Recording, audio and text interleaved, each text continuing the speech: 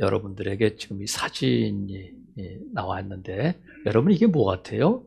저 앞에 보면 연돈 이렇게 돼 있어요. 연돈 돈가스 집인데, 이제 제주도에 있는 연돈 돈가스 집인데, 그 돈가스를 먹으려고 밤에 저렇게 텐트를 치고, 지금 날이 지금 비도 오고 그래서 축축하잖아, 그죠?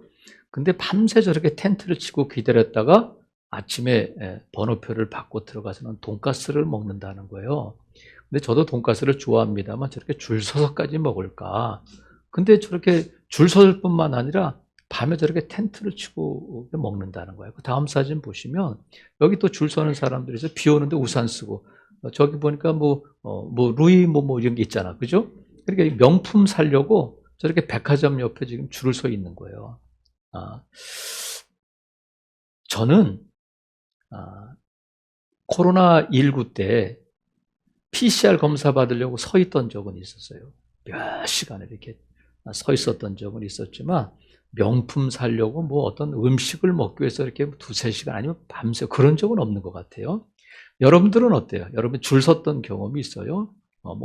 유명한 가수들 공연 보기 위해서 줄 서기도 하고 하는데, 성도라면, 하나님의 자녀라면 저런 데 돈가스집 앞에서, 명품점 앞에서 줄 설 것이 아니라 반드시 서야 할 줄이 있는데, 어디 서야 하냐면 하나님 앞에 줄 서야 돼요. 근데 왜 하나님 앞에 줄 서냐면, 명품점에 있는 사람들은 명품 사기 위해서, 돈가스집 앞에 줄 선 사람은 돈가스 먹기 위해서. 그런데 우리가 왜 하나님 앞에 줄 서야, 몇 날 며칠이 돼서라도 금식하면서라도 그 앞에 줄을 서야 되는데, 왜 줄을 서냐면 하나님 뭔가를 주시기 때문에 그래요.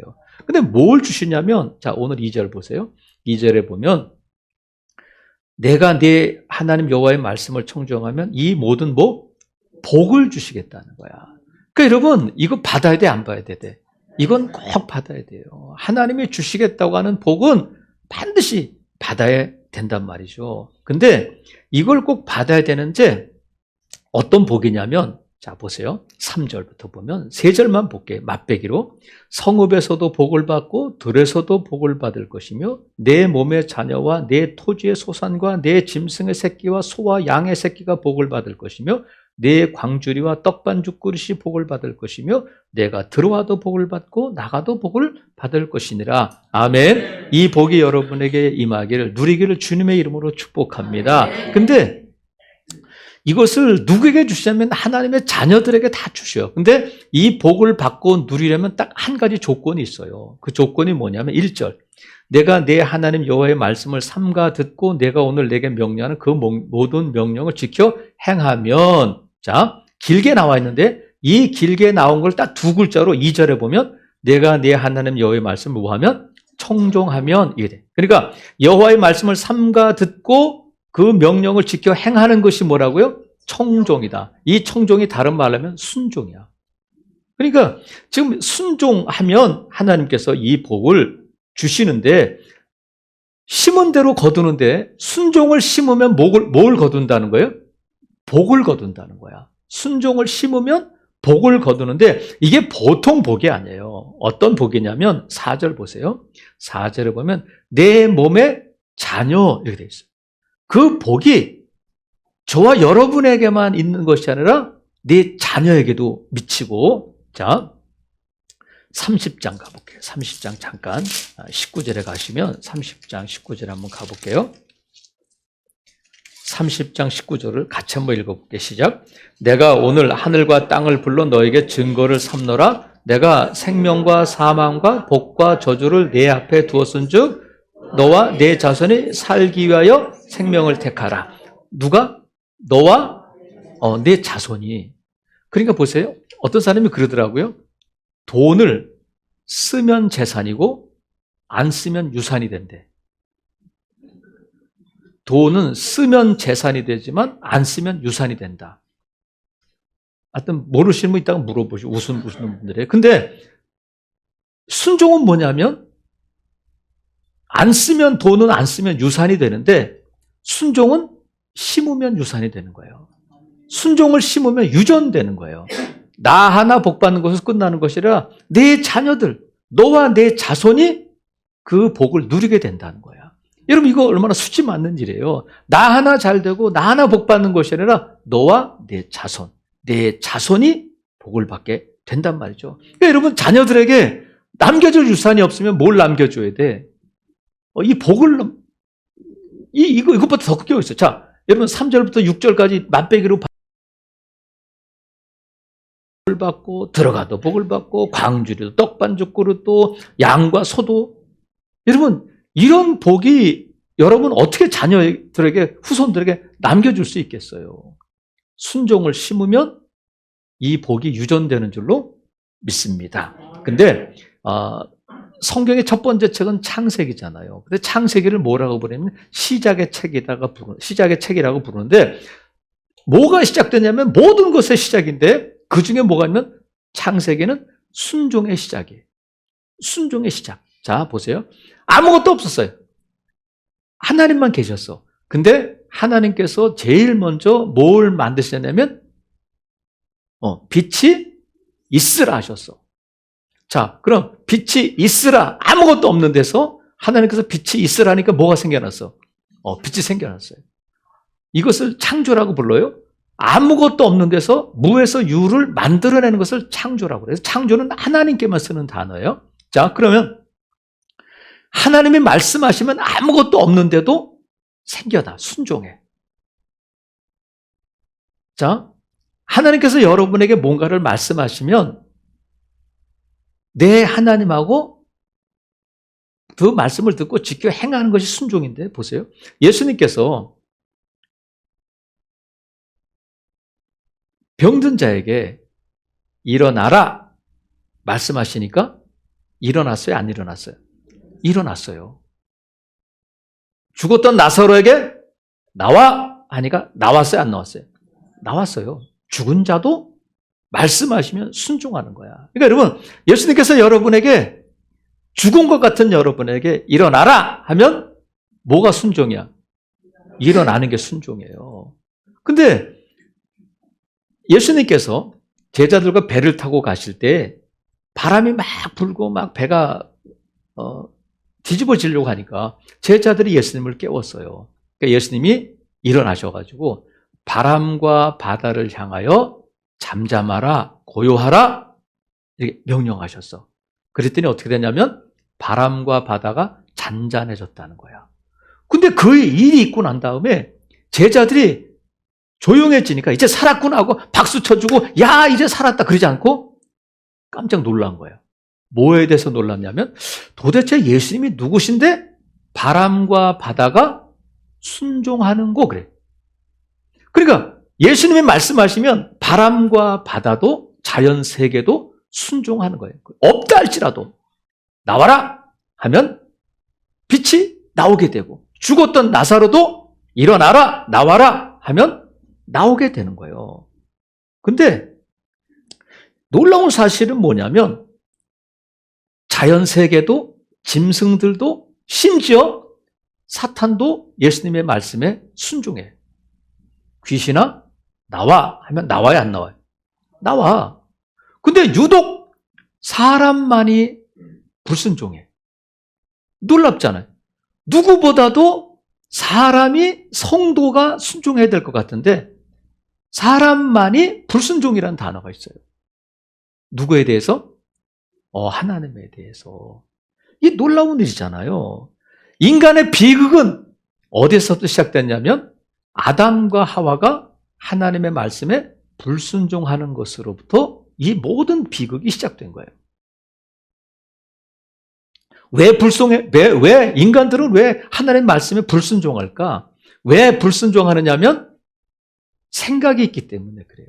여러분 애들도 생각이 있어요 없어요? 다 생각이 있어. 이거 줘봐. 안 된대. 그 손에 있는 거 엄마 줘봐. 안 된대. 자기도 생각이 있거든요. 그래서 나만 장군이 나병 고치러 왔다가 엘리사가 그러잖아요. 요단강에 가서 몸을 몇 번? 7번 담그세요. 그랬더니 화를 버럭내면서 돌아가려고 해. 왜냐하면 내 생각에는 네가 나와서 막 환부에 손을 얹고 막 큰 소리로 기도하고 막 그럴 줄 알았다. 근데 강에 몸을 담그라고? 우리 고향에는 요단강보다 더 아름답고 넓고 깊은 강이 얼마든지 있어 하면서 돌아가려고 하는 거야. 내 생각에는 다 생각이 있단 말이죠. 불순종의 대명사라고 하면 사울이잖아요. 하나님께서 사울에게 명령하셨어요. 아말렉을 쳐서 그 모든 사람을 다 없애, 진멸해라. 그런데 좀 감나가는, 좀 튼실한 소와 양과 염소를 남겨둔 거예요. 사무엘에 오니까 그 소리가 들리는 거예요. 아니, 하나님이 다 진멸하라고 하셨는데 왜 이게 남아있습니까? 아, 당신의 하나님께 제사 드리려고 그래요. 그랬더니 사무엘이 뭐라고 얘기하냐면 순종이 뭐보다 낫다? 제사보다 나아요. 이게 뭐냐면 당신 생각에는 제사 드리려고 남겨뒀다고 하지만 당신 생각보다 하나님의 말씀, 순종이 먼저여야 합니다. 이런 뜻이에요. 그러니까 사울이 생각할 때는 이렇게 하면, 물론 백성들이 두려워서 그랬지만 이렇게 하는 것이 하나님이 기뻐하시니다. 자기 생각, 하나님의 말씀하신 대로 진멸하지 않고 자기 생각대로 남겨두는 거예요. 그러니까 우리가 불순종하는 이유는 뭐냐면 다 자기 생각과 욕심과 고집이 있기 때문에 그렇단 말이죠. 하지만 이 순종과 불순종은 단어 하나 차이잖아요. 순종은 2글자, 불순종은 몇 글자예요? 3글자, 1글자 차이인데 그 결과는 하늘과 땅처럼 차이가 난단 말이죠. 여러분, 님에다가 점 하나 찍으면 뭐가 된다고요? 남이 돼. 유행가 좀 아시는군요. 돈이 니은인데 리을로 바꾸면 뭐가 돼? 돌이 되는 거야. 님이 남이 되고 돈이 돌이 되는 것처럼 이 순종과 불순종은 글자 하나 차이지만 엄청난 차이가 있단 말이죠. 그래서 하나님께서 이것을 아예 비교해서 말씀하셔. 자, 보세요. 3절에 보니까 성읍에서도 복을 받고 들에서도 복을 받는다. 이게 16절에 나와. 16절. 그 밑에 16절에 보면 내가 성읍에서도 뭐를 받아? 저주를 받으며 들에서도 저주를 받는다. 자, 4절. 4절에 보면 28장 4절이에요. 내 몸의 자녀와 내 토지의 소산과 내 짐승의 새끼와 소와 양의 새끼들이 복을 받는다 했는데 이 말씀이 18절에 나와. 자, 18절. 내 몸의 소생과 내 토지의 소산과 내 소와 양의 새끼가 뭘 받아? 저주받는다. 자, 5절. 내 광주려 떡반죽 그릇이 복을 받는다 했는데 17절. 내 광주려 떡반죽 그릇이 뭘 받아? 저주받는다. 자, 그 다음에 6절. 내가 들어와도 복을 받고 나가도 복을 받는다 했는데 19절에 보면 내가 들어와도 저주를 받고 나가도 저주를 받. 똑같아. 똑같은 내용인데 복이 저주로 바뀌는 거예요. 여러분, 이게 복이 저주로 바뀐다는 게 뭐예요? 이건 뭐 비교가 안 되는 거잖아요. 순종, 불순종 단어 하나 차이인데 순종하면 뭐가 되고 복이 되고 불순종하면 저주가 되는데 순종을 심으면 복이 자라고 불순종을 심으면 뭐가 자라요? 저주가 자란다. 아까 말씀드린 것처럼 내가 순종을 심으면 우리 자녀들에게도 그 복이 임하지만 불순종을 심으면 누구까지 가는 거예요? 자녀들에게까지 가는 거예요. 그러니까 여러분, 순종을 심어야 되겠어? 불순종을 심어야 되겠어요? 그래서 하나님께서 지금 이 복과 저주에 대해서 말씀하시는데 지금 이 복과 저주에서 1절부터 14절까지는 복이고 15절부터 68절까지는 저주야. 자, 1절부터 몇 절까지? 14절은 1절부터가 아니라 아예 3절부터 14절까지는 복이고 나머지 15절부터 28장 68절까지는 뭐라고요? 저주야. 그럼 여러분, 이게 뭐가 중요하다는 거예요? 길게 말하는 게 중요한가? 짧게 말하는 게 중요한 거야.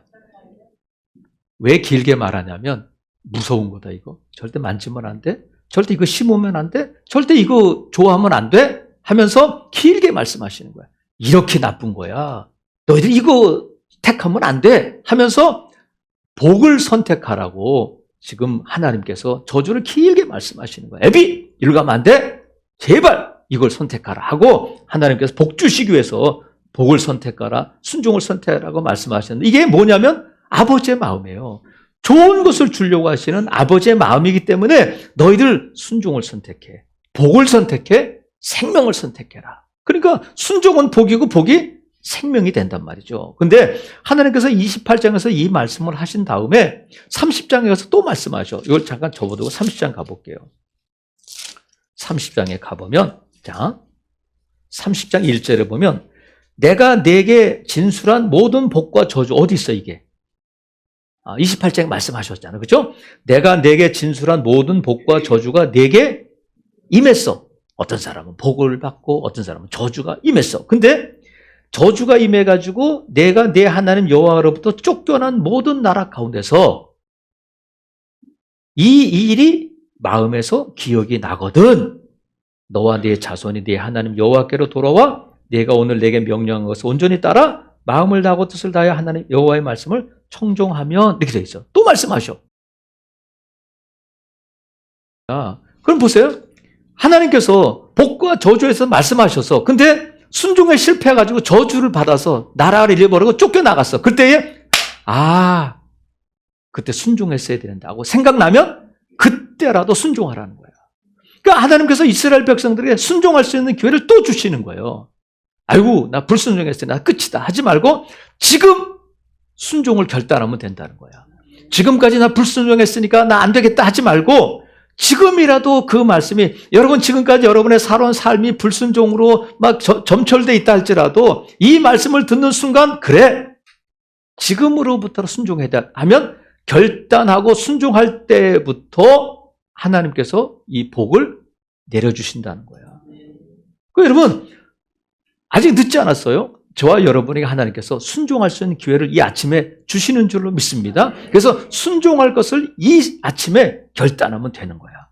이제라도 늦지 않았다는 거야. 그래서 예수님께서 이제 마태복음에 보면 비유를 말씀하셨는데, 무슨 비유를 말씀하셨느냐면 이제 포도원을 갖고 있는 아버지가 두 아들이 있는데 그 비유를 말씀하셨어요. 그 아버지가 아들들에게, 야, 포도원에 가서 일 좀 해. 근데 먼저 큰 아들한테, 얘야 일로 와봐, 오늘 포도원에 가서 일할 게 있으니까 가서 일 좀 해라 했더니 네 하고 안 갔다는 거예요. 네 하면 어떻게 돼? 그게 네야. 근데 네 알았어요 아버지하고는 안 가버렸대요. 근데 둘째 아들에게 얘야 와서 가서 포도원에 가서 일 좀 해라 했더니 싫어요. 그러다가 나중에 에이 가야 되겠다 하고 갔다는 거야. 예수님 물어보셨어. 이 두 아들 중에 누가 아버지의 뜻에 따른 아들이냐 물어보셔서 누구예요? 둘째 아들이라는 거야. 그러니까 싫어요, 안 가요 했다가 나중에 돌이켜서 아버지의 뜻을 따라서 포도원에 가서 일한 아들이 순종한 아들이라는 거야.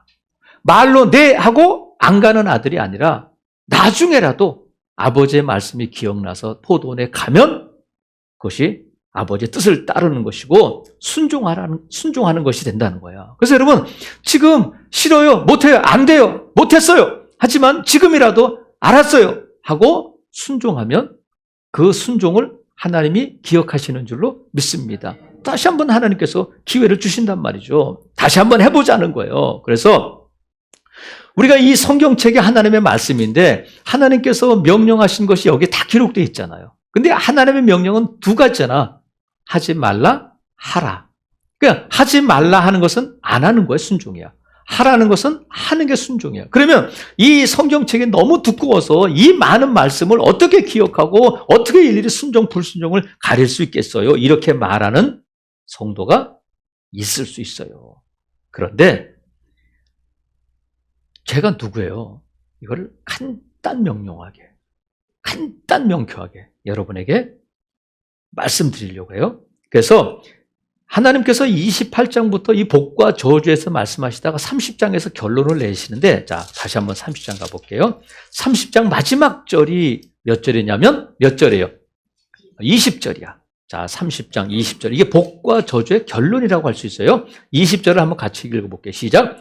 내 하나님 여호와를 사랑하고 그의 말씀을 청종하며 또 그를 의지하라. 그는 내 생명이시요 내 장수이시니 여호와께서 내 조상 아브라함과 이삭과 야곱의 주리라고 맹세하신 땅에 내가 거주하리라 말씀하셨는데, 자 29절에 보면 30장 19절에 보면 내가 오늘 하늘과 땅을 불러 너희에게 증거를 삼노라. 내가 생명, 사망, 복, 저주를 네 앞에 두었은즉 너와 네 자손이 살기 위하여 뭐를 택하라고요? 생명을 택하라, 순종해라, 복을 택하라, 생명을 택하라 말씀하셨는데, 그러면 하나님께 순종하는 것이 뭘까? 간단하게 세 가지를 말씀하셔서 20절에 사랑하라, 청종하라, 의지하라 이거예요. 한번 따라해 보세요. 사랑하라, 청종하라, 의지하라. 이게 뭐냐면 하나님을 사랑하고 그의 말씀을 청종하고 하나님을 의지하는 것. 이게 뭐라는 거예요? 생명을 택하는 일이야. 이게 순종이란 말이죠. 그러니까 보세요. 그런데 아까 말씀드렸잖아. 28장 2절에서 청종이 뭐라고 그랬어요? 순종이야. 자, 그러니까 사랑하고 청종하고 의지하는데 사랑과 의지 사이에 뭐가 있어? 청종이 있어요. 하나님의 말씀을 잘 듣는 것. 이것이 순종인데 말씀을 듣고 네 하고 안 가면 순종이 아니야. 말씀을 듣고 지켜 행하는 것이 순종이에요. 그러니까 청종한다는 것은 뭐냐면 하나님의 말씀을 듣고 순종이다. 거기까지 가야 된단 말이죠. 근데 우리가 하나님의 말씀을 들을 때에 어떻게 들어야 돼요? 하나님의 말씀으로 들어야 되는데 이 성경에 보면 하나님의 말씀이 있는데 어떤 때는 이 설교를 듣다가 마음이 딱 다치는 경우가 있어. 마음에 찔림이 있을 때가 있어. 그럼 하나님이 찔르면 어떻게 돼? 울어야 돼요. 하나님이 찌르시면 회개해야 돼. 마음을 닫지 말고. 여러분, 우리가 골라 먹는 재미가 있잖아. 골라 먹는 재미 뭐예요? 네? 뭐 이런 거 있잖아. 써리완 배 몰라? 이게 지금 광고라 내가 말씀을.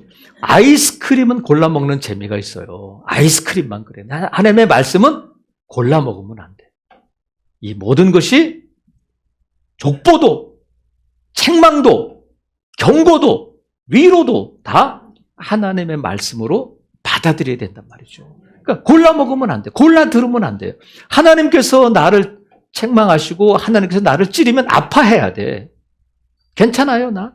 하나님 아무리 그래 보세요. 이러면 안 된단 말이죠. 내가 너무 슬플 때, 내가 너무 눈물 흘리고 너무 외롭고 슬플 때 하나님이 웃어.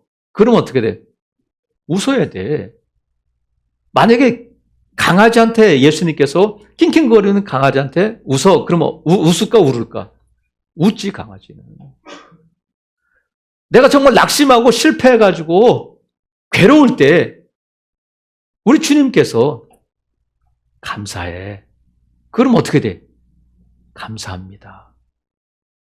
이렇게 되는 거예요. 이게 순종이에요. 하나님, 내 감정, 내 상황이 어떠할지라도 주님이 내게 말씀하신다면 내 하나님하고 그 말씀을 듣고 행하는 것이 순종, 이게 청종이란 말이죠. 그래서 청종하게 되면 또 세 번째 나오는 게 의지하라는 거예요. 의지하라. 그러면 의지는 뭐냐면 어떤 뜻이냐면 착 달라붙는다는 거야. 누구에게? 하나님께 착 달라붙으라는 거야. 그러니까 우리는 뭐가 되냐면 하나님의 껌딱지가 되죠. 애들은 어때? 어딜 가든지 엄마 철철 따라다니면서 막 1분 1초라도 막 엄마 없으면 막 안 되는 것처럼 막 쭉 따라다니고 엄마 품에 안기고 막 그런단 말이죠. 의지가 뭐냐면 하나님께 쫙 달라붙어 있는 거야. 어디를 가든지 하나님 따라가고 하나님과 동행하고 그것이 의지란 말이죠. 그런데 청종하고 의지하고 하는 것의 원동력이 뭐냐면 사랑이야. 사랑. 그러니까 내가 하나님의 말씀을 순종하고 하나님을 의지하는데 사랑이 없으면 의무가 돼. 그리고 율법이 돼. 그러면 힘들어. 사랑하면 쉬워요. 사랑하면 하고 싶어져. 그러니까 사랑이 먼저야. 그러니까 순종의 원동력은 뭐냐면 내가 하나님을 사랑하느냐. 하나님을 사랑하면 그 말씀을 듣고 하나님께 붙어 있고 하나님께 의지하게 된단 말이죠. 그래서 하나님을 사랑해야 되는데 어떻게 사랑해야 되냐면 이스라엘 백성들은 아이가 태어나서 말을 배우면 제일 먼저 가르치는 성경 구절이 있어요. 왜? 하나님이 그걸 가르치라고 하셨기 때문에. 그게 어디에 나오니? 그걸 쇠마라고 하는데, 자, 신명기 6장 한번 가볼게요. 앞에 잠깐 가셔서 신명기 6장에 보시면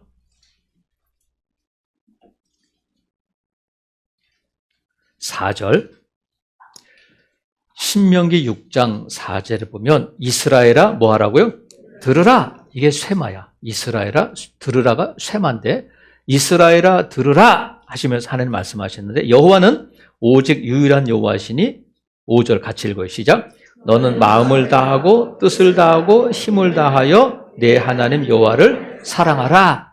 이제 이 이스라엘 백성들이 쇠마가 4절 5절이었는데 그게 확장돼서 9절까지를 쇠마라고 불러요. 6장 4절부터 9절까지를 쇠마라고 부르는데, 아이가 태어나서 말을 배울 때 제일 먼저 가르치는 성경 구절이 이거라고. 이 말씀을 들어야 되는데 그것이 뭐냐면 여호와를 사랑하는 거야. 어떻게 사랑하냐면 마음을 다하고 뜻을 다하고 힘을 다하여 사랑하라는 거야. 온 마음, 온 뜻, 온 힘이야. 그러면 하나님을 사랑하라 하면 쉬울 것 같은데 다 알아, 다 알아. 그러니까 온 것을 다 하나님 사랑하는데 다 쓰라는 거야. 그러면 여러분, 이게 여러분에게 부담이 돼요. 이게 가능한 일이야? 이런 생각이 들지 않으셔요? 하나님께서 너 다 온 마음, 온 뜻, 온 힘을 다해서 여호와를 사랑해라. 그러면 하나님, 내가 하나님 사랑하다가 다른 건 사랑할 마음도 없고 뜻도 없고 힘도 없어요. 남아있지 않아요.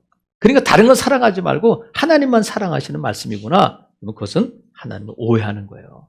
자, 예수님께서, 부활하신 예수님이 갈릴리 바다에서 고기 잡고 있는 베드로를 찾아오셨어요. 그래가지고 같이 앉아가지고 식사하시면서 예수님이 베드로에게 물어보셨어. 베드로야, 네가 나를 사랑하느냐? 물어보셨어. 시몬의 아들, 내가 나를 사랑하느냐? 그랬더니 베드로가 네, 주님, 제가 주님 사랑하는 줄 주님이 아십니다. 이렇게 대답했는데, 예수님께서 베드로에게 내가 나를 사랑하느냐 이렇게 물어보시지 않고 하나가 더 있어. 이것들보다 나를 더 사랑하느냐. 그럼 이것들이 뭐겠어? 이것들이 뭐냐면, 일단 갈릴리 바다에서 잡은 153마리의 물고기. 물고기 팔면 뭐가 생겨? 돈 생긴다. 그리고 거기 같이 있는 제자들이 있어요. 또 친척, 가족들이 있어요. 누구야? 사람들. 그러니까 예수님께서 베드로에게 지금 나만 사랑하고 돈 사랑하지 마, 사람 사랑하지 마, 그러시지 않고 누가 더 먼저냐? 둘이 있을 때 누구를 선택할 것이냐? 물어보시는 거야. 나를 더 사랑하느냐? 이것들보다. 그런데 성경에 보면 말세가 되면 고통하는 때가 온다는 거야. 어느 때가 온다고요? 고통하는 때가 오는데, 뭐가 고통이냐면 사람이 사람을 사랑하고 돈을 사랑하는 때가 온다는 거야. 언제? 말세가 되면. 근데 그게 무슨 때라고요? 고통이야. 고통이 뭐야? 찌르고 누가 때리고 빼앗아가고, 그래서 아픈 게 아니라 사람이 막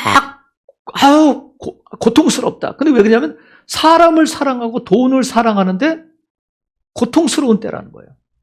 왜냐하면 우리는 누굴 사랑해야 돼? 하나님을 사랑해야 되는데, 하나님을 대적하고 하나님과 같은 자리에 있을 만, 하나님과 대립각을 이렇게 세우고 하나님과 같은 자리에 있을 것이 과연 누가 있겠어요? 그런데 하나님과 같은 자리에 놓이는 것 중에 뭐가 있냐면 사람이 있고 돈이 있다는 거예요. 그리고 왜 고통이 되냐면 하나님을 따라가자니 사람이 울고, 하나님을 따라가자니 돈이 울고, 돈을 따라가자니 하나님이 울고. 하나님을 더 사랑하면 문제는 깨끗해져요. 사람은 2등, 돈은 3등. 뭐 이렇게 늘 1등이 누구야? 하나님이 1등해야 되는데, 말세가 되면 점점 더 하나님이 내려오고 뭐가 올라간다는 거예요? 사람이 올라가고 돈이 올라가고, 돈 때문에 하나님 포기하고, 사람 때문에 하나님 사랑하는 걸 포기하고 뒤로 미루고, 그러는 때가 온다는 거예요. 하지만 여러분, 우리가 마음을 다하고 뜻을 다하고 힘을 다한다는 것은 늘 하나님이 내 모든 결정에서 첫 번째가 돼야 된다는 거야. 그래서 하나님 사랑하는 일이 먼저고 하나님을 섬기는 일이 먼저일 때에 우리의 삶에 평강이 오고 우리의 삶에 질서가 잡히는 거예요. 네가 이게 헷갈려 버리면 순종이고 뭐가 안 되는 거예요. 하나님을 사랑할 때에 그 사랑의 힘으로 순종하게 되는데, 그럼 보세요. 우리가 하나님을 사랑하면 됐지 뭐. 근데 왜 하나님을 사랑하라고 하시냐면 하나님을 사랑할 때에 다른 것도 사랑할 수 있어요. 하나님은 사랑이신데 하나님의 사랑을 받은 자들이 하나님의 사랑으로 다른 것들을 이것들도 사랑할 수 있으니까 하나님이 그 말씀을 하시는 거야. 근데 하나님은 사랑한다고 하면서 사람도 사랑하지 않고 그러면 요한이 기록하고 있는 것처럼 그거는 사랑이 아니라는 거야. 눈에 보이는 형제를 사랑하지 못하면서 눈에 보이지 않는 하나님을 사랑한다는 말이 맞느냐? 이렇게 물어보시잖아요. 그러니까 우리가 하나님을 사랑한다고 하는 것은 누군가를 하나님처럼 사랑하게 되느냐, 그걸 보면 알 수 있단 말이죠.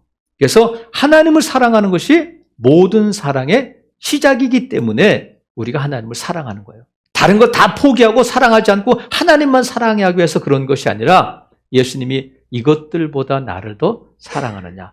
주님 사랑하면 사람도 돈도 주님의 마음으로 사랑하게 될 줄로 믿습니다. 하나님께서 왜 우리에게 이런 사랑을 원하시고 이런 사랑을 하라고 말씀하시냐면 하나님이 우리를 이렇게 사랑하셨기 때문에 그래요.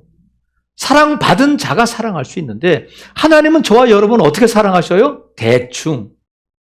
나는 너 세 번째, 네 번째 이게 아니라 나는 걔에게 마음이 있어. 나는 저 무지개에게 마음이 있어. 그러시지 않고 내 마음은 온통 너에게 있다. 내 마음도 내 뜻도 내 모든 힘을 너를 위해서 쓸 거야. 그래서 그 증거가 뭐냐면 독생자 예수 그리스도를 이 땅에 보내서 우리를 살리기 위해서 십자가에 못 박으신 거예요. 그래서 어느 누구도 이 사랑에서 우리를 끊을 수 없기 때문에 우리는 늘 하나님께 착 붙어 있어야 되는 거예요. 어느 아버지가 딸을 데리고 바닷가를 갔어요. 어린 딸을 데리고 바닷가를 갔는데 이제 바다가 내려다보는 언덕, 절벽에 이렇게 서서 그 아버지가 우리 딸에게 이제 평생에 남을 교훈을 하나 말해줘야 되겠다. 그래서 이 쇠마의 말씀이 떠올라가지고 이 딸에게 평생 남을 교훈을 말해주려고 딸의 손을 잡고 그랬다고 그래. 얘야, 위를 봐봐. 위를 보니까 위에 뭐가 있어요? 하늘이 있지. 위를 보니까 천정이 있어? 자, 딸에게 했단 말이야. 자, 딸에게 위를 봐라. 위에 뭐가 있다고요? 하늘이 있다. 아래를 봐라. 아래 뭐가 있어요? 바다가 있어. 앞을 봐라. 앞에 뭐가 있어요? 지평선이 멀리 이렇게 펼쳐져 있는 거야. 이 아버지가 그랬대. 얘야, 저렇게 하늘보다 높고 바다보다 깊고 저 지평선보다 넓고 아름다운 것이 하나님의 사랑이다. 그랬다는 거야. 하늘보다 높고 바다보다 깊고 저 수평선보다 넓고 아름다운 것이 하나님의 사랑이야. 그랬더니 딸이 와! 그러면 아빠와 제가 그 가운데 있군요. 그랬더라는 거야. 그 가운데 있군요. 무슨 말 이해가 가셔요? 아버지가 딸에게 그 교훈을 가르쳐 주려고 평생 남을 교훈을 가르쳐 주려고 해서 그 말을 했는데 딸의 그 한마디가 평생 잊혀지지 않았다는 거예요. 하나님의 사랑이 높고 깊고 넓은데 그 가운데 내가 있구나. 그 사랑 가운데 내가 있구나 하는 것을 깨달을 때에 그 삶이 어떻겠어요, 여러분? 저와 여러분이 이 높고 깊고 넓은 하나님의 사랑 가운데 있으심을 믿으시기를 바랍니다. 그 하나님이 우리에게 순종하라, 내가 복 줄게. 내 자녀손들도 잘 될 거야. 말씀하셨어요. 손해 나는 일 아니잖아. 여러분, 돈가스 먹기 위해서 줄 서고, 명품 사기 위해서 줄 서고, 신발 하나 사려고 밤새 줄을 서고, 그것도 필요해요. 하지만 우리가 꼭 받고 포기하지 말아야 될 것은 하나님이 우리에게 주시며 약속하신 복인 줄로 믿어요. 그렇다면 이 복을 받으려면 순종해야 되는데, 순종은 어디서 시작되냐면 하나님을 사랑할 때 순종할 수 있다. 순종을 심으면 뭘 거둔다고요? 복을 거둔다.